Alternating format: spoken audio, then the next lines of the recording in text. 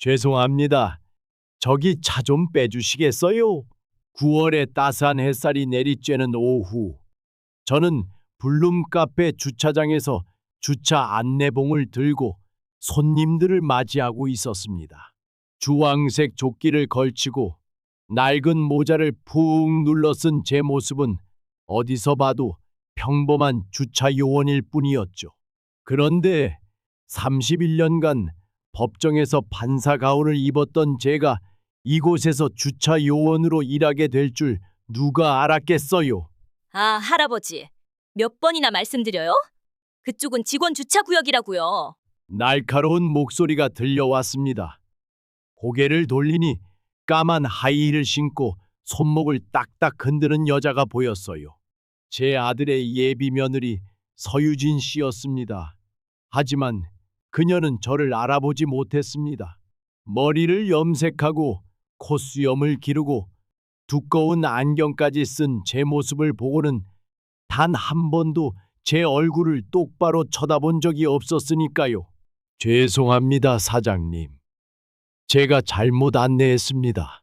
제 입에서 나온 목소리는 한없이 공손했습니다.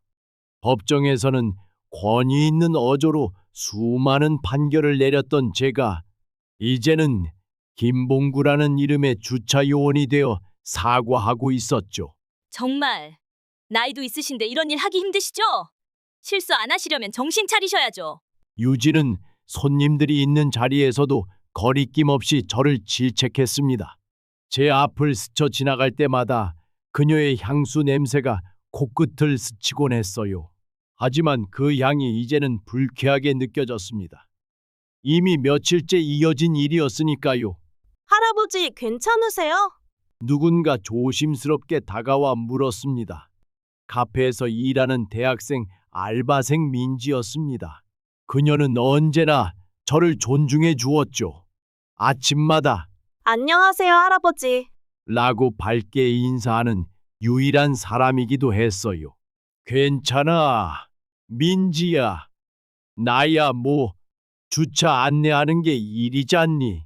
민지는 걱정스럽게 저를 바라보며 작게 한숨을 내쉬었어요. 사장님 왜 그러시는지 모르겠어요. 할아버지는 항상 열심히 하시는데. 저는 그저 미소를 지어 보였어요. 민지의 따뜻한 눈빛이 오히려 제 마음을 편하게 만들어 주었습니다. 이 세상엔 아직 좋은 사람들이 있다는 걸 느끼게 해주는 아이였죠. 그때 제 주머니에서 진동이 느껴졌습니다. 휴대폰 화면에는 아들라는 발신인이 떠 있었어요. 아들의 이름을 보는 순간 제 손이 조금 떨렸습니다. 아버지, 오늘 저녁에 시간 되세요? 유진이랑 같이 인사드리러 가려고요. 아들의 목소리는 평소처럼 밝았습니다.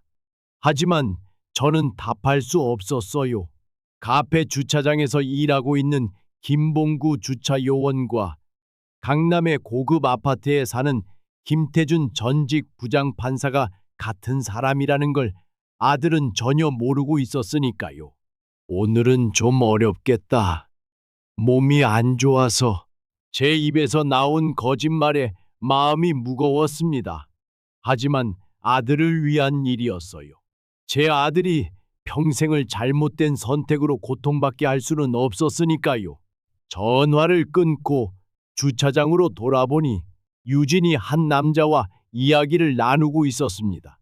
카페 단골 손님이라고 했던 젊은 남자였죠. 두 사람의 대화는 무척 친밀해 보였고 그들의 웃음소리는 멀리서도 또렷하게 들려왔습니다. 내일 저녁에 시간 돼? 그 호텔 좋다며. 남자의 말에 유진은 입을 가리며 웃었습니다. 그리고 잠시 후 그녀가 남자의 뺨에 살짝 입을 맞추는 장면이 제 눈에 들어왔어요. 머릿속이 하얘졌습니다. 제 아들에게는 당신밖에 없어라며 애정을 표현하던 그녀가 다른 남자에게는 또 다른 얼굴을 보여주고 있었던 거죠. 그날 밤 좁은 고시원 방에 앉아 일기를 썼습니다. 이 특별한 작전을 시작한 지 일주일째였습니다. 남들이 보면 분명 미쳤다고 할 일이겠지만 아버지로서 할 수 있는 최선의 방법이라고 생각했어요. 제 눈으로 직접 확인하고 싶었습니다. 제 아들이 사랑하는 여자가 정말 그의 미래를 함께 할 만한 사람인지. 하지만 지금까지 본 것들은 제 우려를 현실로 만들고 있었습니다. 아직은 결정적인 증거가 부족했어요. 아들에게 진실을 말하기 위해서는 더 확실한 증거가 필요했으니까요. 조금만 더 지켜보자. 작은 고시원 방, 낡은 침대에 누워 중얼거렸습니다. 31년간 법정에서 수많은 거짓을 가려냈던 것처럼 이번에도 진실을 밝혀내기 위해서요. 제 아들의 행복을 지키기 위해, 그리고 진정한 가족의 의미를 찾기 위해서요. 인생에는 때로는 상상조차 못했던 선택을 해야 할 때가 있습니다. 저 역시 그랬습니다. 31년 동안 법정에서 진실과 거짓을 가려내던 부장 판사가 이제는 카페 주차장에서 손님들의 차를 안내하고 있으니까요. 주황색 조끼에 낡은 모자를 쓰고 주차 안내봉을 들고 하루 종일 서 있어야 하는 이 일이 누군가는 제 인생과 어울리지 않는다고 생각할지도 모릅니다. 하지만 저에겐 이것이 가장 중요한 임무였습니다. 제 아들의 미래가 걸린 일이었으니까요. 작년 여름 저는 법원에서 마지막 판결을 내렸습니다. 수많은 사람들의 삶을 좌우하는 위치에서 이제는 물러나야 할 때가 된 것이죠. 퇴임식에서는 후배 판사들과 직원들이 축하해 주었고 제 책상 위에는 감사의 메시지와 꽃다발이 가득했습니다. 그날은 정말 뜻깊었어요. 하지만 제 마음 한구석에는 허전함이 밀려왔습니다. 평생을 법정에서 보낸 저에게 평범한 일상이란 게 어떤 모습일지 상상이 가지 않았거든요. 저의 은퇴 후 계획은 단순했습니다. 책을 읽고 여행을 다니고 산책을 하며 여유로운 시간을 보내는 것이었죠. 아내가 곁에 있었다면 더 좋았겠지만 그녀는 10년 전 하늘나라로 떠났습니다. 아내를 잃고 나서 저는 그저 아들에게 좋은 아버지가 되기 위해 노력했습니다. 현우는 제 인생의 마지막 선물이었거든요. 저는 45세에 현우를 얻었습니다. 오랫동안 아이가 생기지 않아 포기했던 저와 아내에게 갑작스러운 임신 소식은 기적과도 같았어요. 현우가 태어난 날, 저는 법정에서의 첫 승소 때보다 더 큰 감격을 느꼈습니다.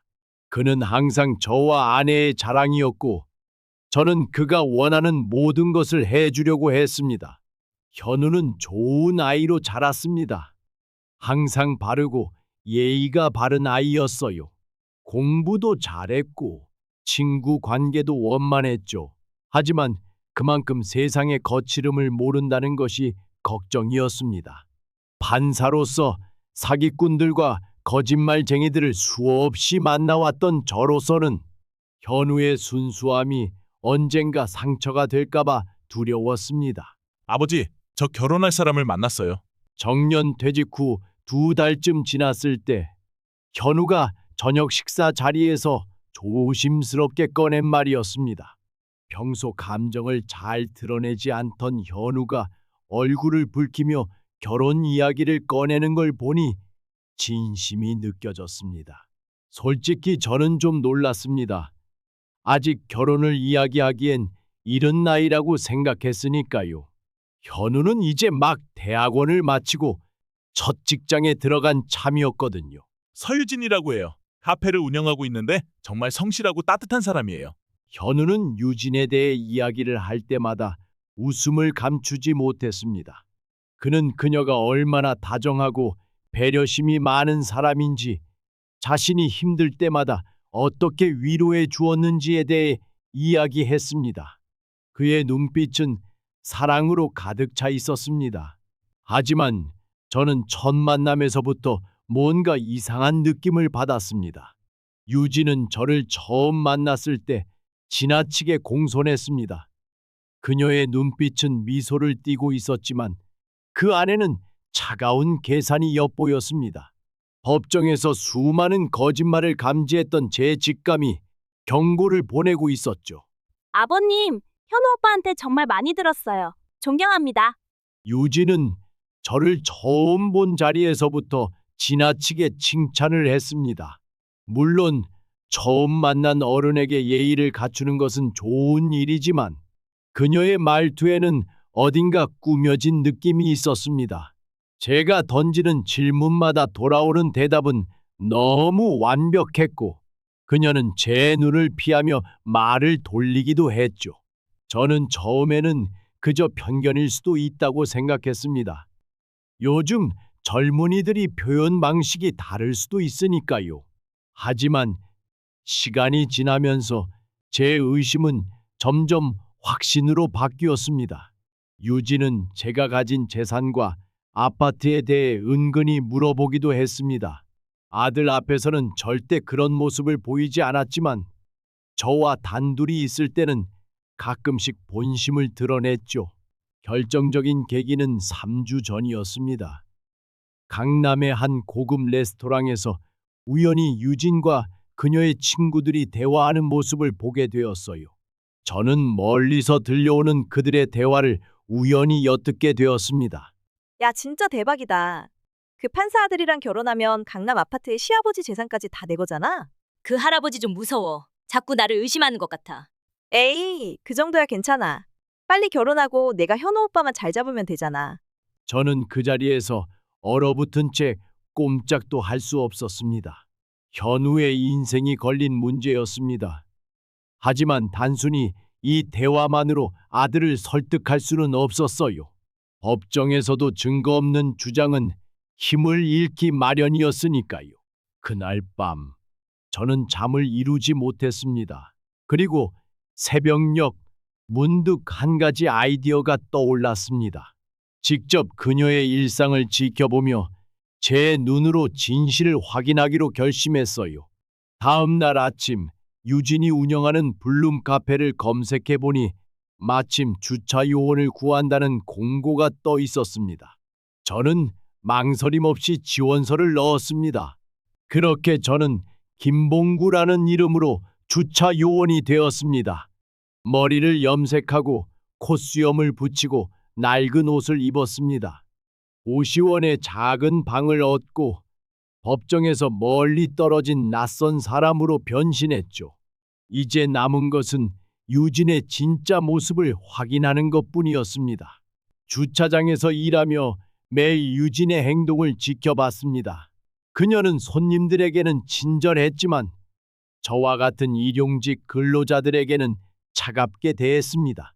그녀의 눈빛에는 공감이나 배려는 없었고 오로지 계산과 이익만이 반짝였습니다. 저는 하루하루 기록을 남기기 시작했습니다. 작은 메모장에 그녀의 말과 행동을 적어두었고 중요한 순간에는 몰래 녹음도 했습니다. 아들에게 진실을 보여주기 위해서는 확실한 증거가 필요했으니까요. 그리고 저는 천천히 그러나 분명히 진실에 다가가고 있었습니다. 이제는 단순한 의심이 아니라 아들의 인생을 지키기 위한 사명감으로 변해가고 있었습니다. 31년 동안 수많은 진실과 마주했던 판사로서 이번에도 반드시 진실을 밝혀내겠다고 다짐했죠. 블룸 카페에서의 첫 주는 그저 관찰의 시간이었습니다. 유진의 일상, 직원들을 대하는 태도, 손님들에게 보이는 모습, 모든 것이 제 눈에 담겼습니다. 제 법정 경험에서 얻은 직관이 끊임없이 경고를 보냈습니다. 유진의 말과 행동에는 어딘가 불안정한 이중성이 숨어 있었습니다. 카페는 인스타그램에서 유명했습니다. 자수성가한 젊은 여성 CEO라는 이미지 덕분에 젊은 층의 발길이 끊이지 않았죠. 화려한 인테리어, 고급 디저트, 감각적인 메뉴들. 하지만 진실은 달랐습니다. 직원들의 대화를 통해 알게 된 사실은 카페의 실질적인 자금은 유진의 부모가 대준 것이었고 운영에 필요한 모든 전문 인력은 돈으로 고용된 것이었습니다. 자수성가라는 이미지는 허상에 불과했죠. 주차장에서 일하면서 저는 유진의 진짜 모습을 지켜보았습니다. 그녀는 손님들에게는 친절한 미소를 보였지만 직원들에게는 정반대의 모습을 보였습니다. 특히 어린 알바생들에게는 가혹할 정도로 무례했습니다. 주방에서 이게 음식이야? 머리 좀 쓰고 일해. 같은 소리가 자주 들려왔습니다. 카페 알바생 중에서도 민지는 저에게 가장 따뜻하게 대해주는 아이였습니다. 그녀는 간호학과 학생이었고 부모님을 부양하며 학비와 생활비를 벌기 위해 아르바이트를 하고 있었습니다. 그녀의 순수한 모습은 제 마음을 움직였습니다. 할아버지, 물이라도 드세요. 밖에서 오래 계시면 더위 먹어요. 민지야, 네가 있어 여기가 천국 같구나. 민지는 항상 밝은 미소를 잃지 않았지만 어느 날은 그녀의 눈에 눈물이 고이는 걸 보았습니다. 주방에서 유진이 큰 소리로 민지를 꾸짖고 있었기 때문이었죠. 이따위로 일할 거면 그만두세요. 당신 같은 사람 필요 없어요. 유진은 민지가 만든 머핀을 바닥에 던졌고 머핀은 산산조각이 났습니다. 민지는 아무 말도 못하고 그저 고개를 숙였습니다. 제 마음이 찢어지는 것 같았습니다. 그 모습이 마치 학대당하는 아이를 보는 것 같았거든요. 그날 밤 민지는 제게 조심스레 다가와 말했습니다. 할아버지, 사실 저뿐만 아니라 다른 직원들도 힘들어해요. 사장님이 남자 직원들한테는 지나치게 친절하다가 조금이라도 실수하면 폭언을 하세요. 민지는 발목에 선명한 멍자국을 보여주었습니다. 그날 아침 유진이 커피를 쏟았다는 이유로 그녀의 팔을 세게 잡아 비틀었다고 했습니다. 그제야 저는 결심했습니다. 더 이상 참을 수 없었습니다. 이제는 증거를 모을 때였습니다. 작은 녹음기와 카메라를 준비했습니다. 주차장에서 유진의 대화와 행동을 녹음하고 그녀가 알바생들을 괴롭히는 장면을 촬영했습니다. 증거를 모으는 과정은 쉽지 않았습니다. 유진은 눈치가 빠른 사람이었고 민지에게도 점점 더 심하게 대했습니다. 어느 날 결정적인 순간이 찾아왔습니다. 유진이 민지의 팔을 거칠게 잡아 흔들며 욕설을 퍼붓는 장면을 촬영할 수 있었던 것이죠. 민지는 그날 발목에 멍이 들 정도로 심하게 당했습니다. 할아버지, 저 이제 더 이상 못 참겠어요. 사장님이 저한테 이렇게까지 할 줄은 몰랐어요. 민지는 떨리는 손으로 휴대폰을 보여주었습니다. 거기에는 유진이 다른 알바생을 폭언하고 남자 알바생에게 부적절한 신체 접촉을 하는 모습까지 찍혀 있었습니다. 저도 증거를 모으고 있었어요. 사장님이 계속 이렇게 하시면 안 된다고 생각했거든요. 민지가 보여준 증거는 충격적이었습니다. 유진의 폭력적인 행동뿐만 아니라 그녀가 현우에게 거짓말을 하는 장면까지 담겨 있었습니다. 현우야, 오늘은 카페 일이 많아서 늦을 것 같아. 그리고 전화를 끊자마자 다른 남자와 키스를 나누는 장면까지. 이제야 모든 퍼즐이 맞춰졌습니다. 유진은 아들에게 거짓말을 하며 이중 생활을 하고 있었던 것입니다. 저는 아들에게 진실을 알려야 했습니다. 하지만 예상치 못한 일이 벌어졌습니다. 아들은 오히려 저를 찾아와 분노를 터뜨렸습니다. 아버지, 왜 유진이한테 이런 짓을 하시는 거예요? 이 영상들 다 조작된 거잖아요. 아들의 오해는 깊었습니다. 유진은 이미 그의 마음을 완벽히 사로잡고 있었던 거죠. 저는 아들에게 진실을 말하려 했지만 그는 듣지 않았습니다. 유진은 교묘하게 저를 나쁜 사람으로 몰아갔습니다. 하지만 저는 포기하지 않았습니다. 민지와 함께 더 많은 증거를 모았습니다. 유진의 과거 이력, 전 남자친구들과의 관계, 그녀의 빚 문제까지 모든 것이 의심스러웠습니다. 민지야, 나 좀 도와줄 수 있니? 출근길, 민지를 따로 불러 이야기를 나눴습니다. 이제는 제 정체를 밝힐 때가 온 것 같았습니다. 처음에 민지는 제 말을 믿지 않았습니다. 판사 출신 할아버지가 주차 요원으로 변장했다니 영화에서나 나올 법한 이야기였으니까요. 휴대폰에 있던 제 판사 시절 사진과 아들 현우와 함께 찍은 사진을 보여주자 민지의 눈이 커졌습니다. 그제야 그녀는 제 이야기를 믿기 시작했습니다. 유진의 실체를 알고 있는 민지에게는 제 행동이 충분히 이해가 갔을 테니까요. 결혼식까지는 불과 3주밖에 남지 않았습니다. 저와 민지는 서둘러 계획을 세웠습니다. 이제는 더 이상 간접적인 증거로는 현우를 설득할 수 없다는 것을 알았기 때문에 그가 직접 유진의 실체를 목격할 수 있도록 해야 했습니다. 다음 날 유진이 카페에 나타나지 않았습니다. 대신 전화로 중요한 미팅이 있다며 카페를 맡긴다고 했습니다. 민지가 알아낸 바로는 유진이 그날 오후 강남의 한 호텔에서 다른 남자와 만날 약속이 있다는 것이었습니다. 할아버지, 현우 오빠를 어떻게 그곳에 오게 할까요? 민지의 질문에 저는 잠시 생각에 잠겼습니다. 그리고 떠오른 아이디어 하나. 현우에게 직접 전화를 걸었습니다. 아들은 처음에는 받지 않았지만 세 번째 시도에서 마침내 전화를 받았습니다. 현우야, 내가 중요한 이야기가 있어. 강남 호텔 로비에서 만나자. 아버지, 제가 왜 거기에... 네 미래가 걸린 문제다. 딱 30분만 시간을 내줄 수 없겠니?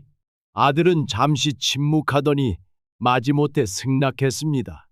의심이 가득한 목소리였지만 그래도 만나기로 한 것만으로도 다행이었습니다. 호텔 로비에 도착했을 때 저는 이미 유진과 그 남자가 함께 있는 것을 확인했습니다. 두 사람은 친밀한 분위기로 대화를 나누고 있었고 이따금 서로의 손을 잡거나 어깨에 기대는 모습도 보였습니다. 확실한 증거를 잡기 위해 민지가 몰래 영상을 찍고 있었습니다. 30분 후 약속한 대로 현우가 호텔 로비에 도착했습니다. 그의 표정은 여전히 경계심으로 가득했습니다. 저를 보자마자 차가운 목소리로 물었습니다. 무슨 말씀을 하실 건데요? 말보다는 네 눈으로 직접 보는 게 좋겠다. 제가 가리킨 방향으로 현우의 시선이 향했습니다. 처음에는 무엇을 봐야 하는지 이해하지 못하는 듯 했지만 곧 그의 얼굴이 굳어졌습니다. 유진과 다른 남자가 로비의 소파에 앉아 서로 귓속말을 하고 있었고 그 모습은 명백히 연인의 그것이었으니까요.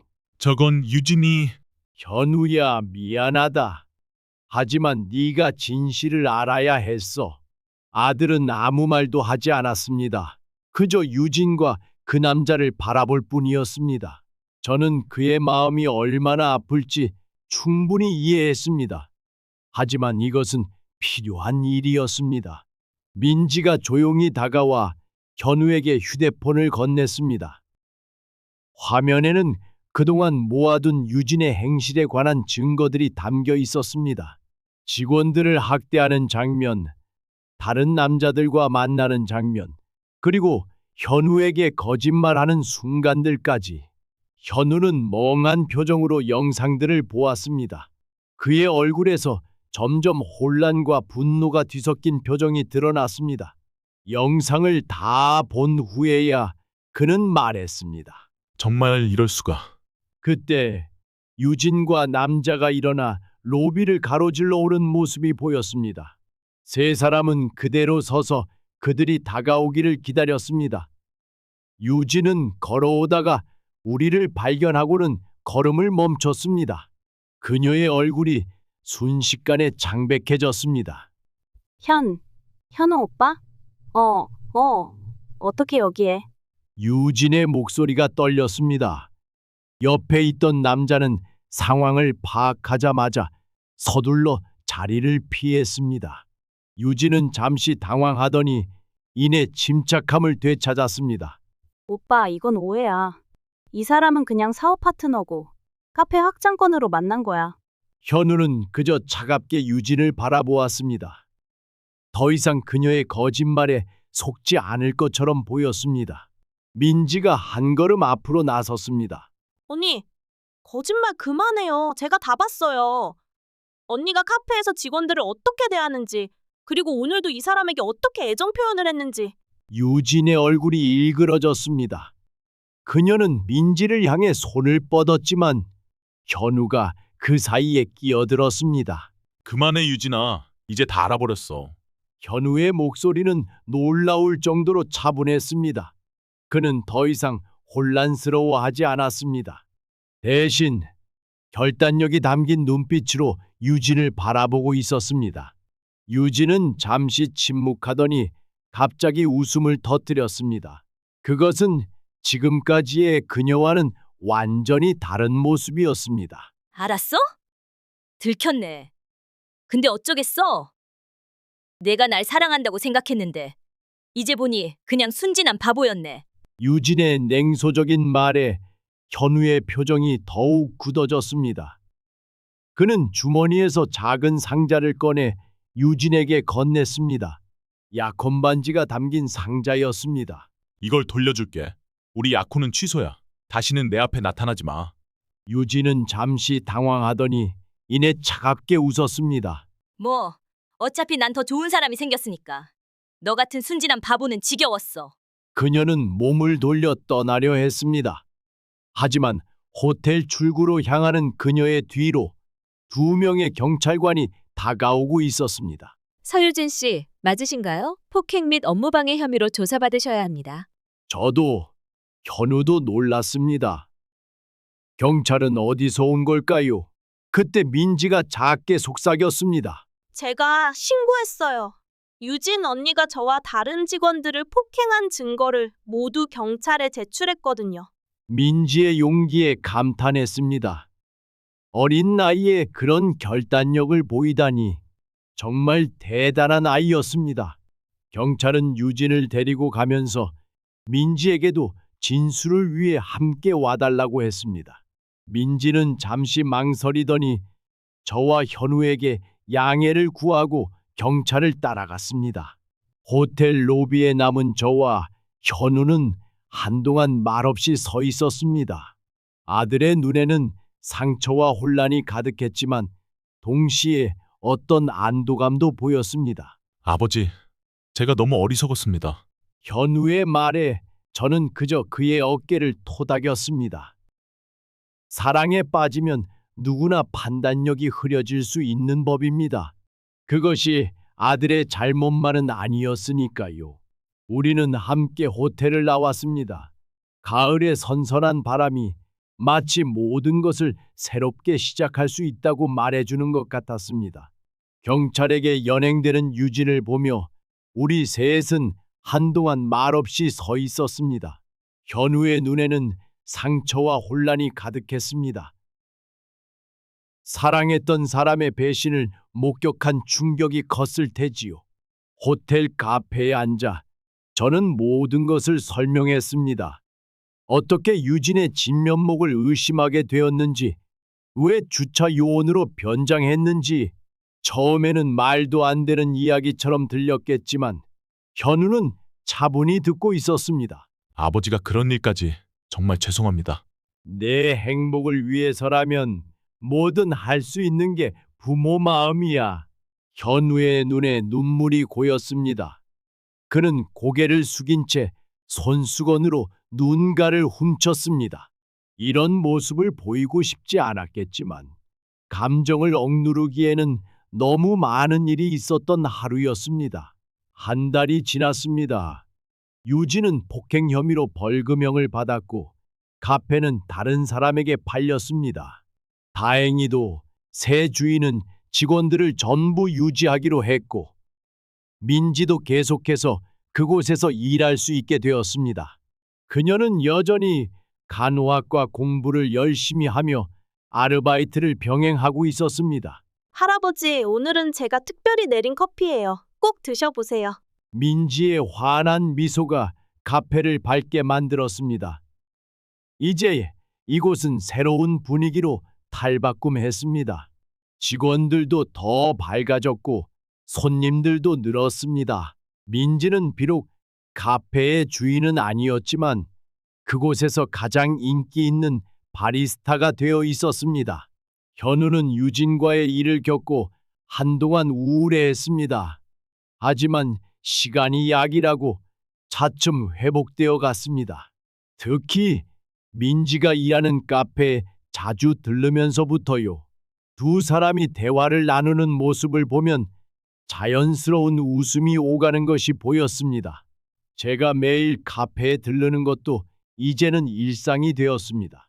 주차 요원 일은 그만두었지만 명예주차 관리인으로서 가끔 손님들의 차를 안내하곤 했습니다. 그리고 무엇보다 민지와 현우가 점점 가까워지는 모습을 지켜볼 수 있어 행복했습니다. 아버지, 오늘은 제가 민지 씨와 저녁을 먹기로 했어요. 괜찮으시죠? 아들의 눈빛이 달라졌습니다. 유진을 볼 때와는 다른 더 깊고 진실된 감정이 담겨 있었습니다. 민지도 현우를 바라볼 때면 살짝 볼이 붉어졌습니다. 두 사람 사이에 무언가 특별한 것이 자라고 있다는 걸 느낄 수 있었습니다. 당연하지. 젊은이들끼리 즐거운 시간 보내렴. 저는 그저 미소 지을 뿐이었습니다. 억지로 나서지 않아도 좋은 인연은 자연스럽게 찾아오는 법입니다. 어느 일요일 오후 현우와 함께 낚시를 갔습니다. 오랜만에 아버지와 아들 둘만의 시간이었습니다. 강가에 앉아 낚싯대를 들이우고 우리는 많은 이야기를 나누었습니다. 아버지, 요즘 민지 씨랑 많이 가까워졌어요. 그래? 좋은 아이더라. 성실하고 마음씨도 착하고. 이번엔 제가 신중하게 생각해 보려고요. 유진이처럼 외모나 화려함에 현혹되지 않고 진짜 그 사람을 보려고요. 아들의 말에 뿌듯함이 밀려왔습니다. 이번 일을 통해 아들이 많이 성장했구나 싶었습니다. 세상을 보는 눈이 더 깊어진 것 같았습니다. 아버지, 정말 감사드려요. 아버지가 아니었으면 저는 지금쯤 엉뚱한 사람과 결혼해서 불행했을 거예요. 난 그저 네가 행복했으면 했을 뿐이야. 1년이 지났습니다. 민지는 이제 간호학과 마지막 학년이 되었고 여전히 카페에서 아르바이트를 하며 학비를 벌고 있었습니다. 졸업을 앞두고 병원 실습에 열중하면서도 틈틈이 현우를 만나는 시간을 가졌습니다. 두 사람의 관계는 자연스럽게 깊어졌습니다. 서로를 존중하고 이해하며 천천히 사랑을 키워나갔죠. 아버지, 다음 주 일요일에 민지 부모님을 뵙고 오려고 해요. 현우의 말에 가슴이 벅차올랐습니다. 1년 동안 차분히 서로를 알아가더니 이제는 민지의 부모님께 정식으로 인사드리려는 단계까지 왔나 봅니다. 마음속으로 만세를 불렀지만 겉으로는 담담하게 대답했습니다. 아들아, 정말 좋은 결정이구나. 민지는 정말 좋은 아이야.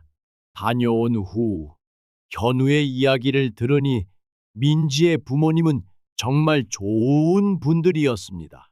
비록 건강이 좋지 않아 어려움을 겪고 계셨지만 딸을 훌륭하게 키우신 분들이라고 했습니다. 현우의 이야기를 들으며 민지가 왜 그토록 성실하고 따뜻한 아이로 자랐는지 이해할 수 있었습니다. 2년이 더 지나 민지는 간호학과를 우수한 성적으로 졸업하고 간호사 국가고시에 합격했습니다.